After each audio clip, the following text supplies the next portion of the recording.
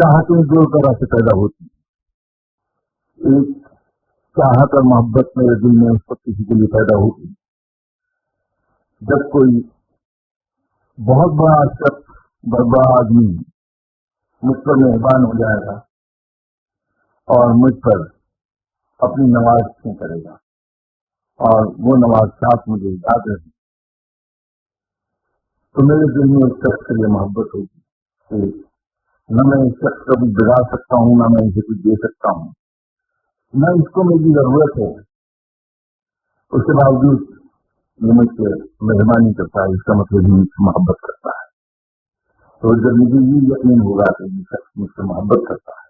और इसकी तमाम नवाज़ात मोहब्बत की हुई है, तो मेरे दिल में अपने दिल में उस शख्स के लिए प्यार पैदा हो जाएगा। दूसरी एक और तरह से चाहत पैदा होती है कि मुझे किसी शख्स की पर्सनैलिटी अच्छी लगे, उसके तौर तरीके, उसकी शक्ल सूरत, उसका उठना बैठना, उसके अदब आदाब मुझे भा जाए, तो मेरे दिल में उसके लिए प्यार पैदा हो जाएगा। मैंने ही रब ताला के लिए हमारे दिल में चाहत कब पैदा होती है, इसकी दो ही सूरतें हैं। या तो हम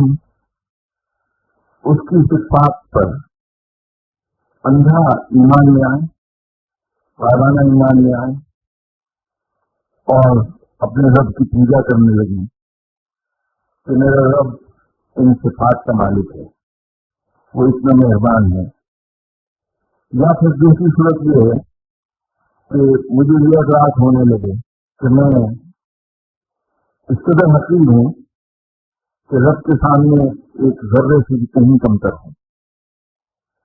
और रब ताला इतना जबरदस्त और मेहरबान और कुव्वत वाला होने के बावजूद, जबकि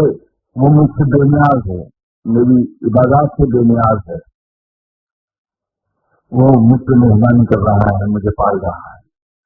बगैर किसी गैर का, बगैर किसी लालच।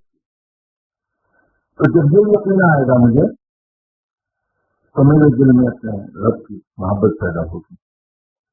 लेकिन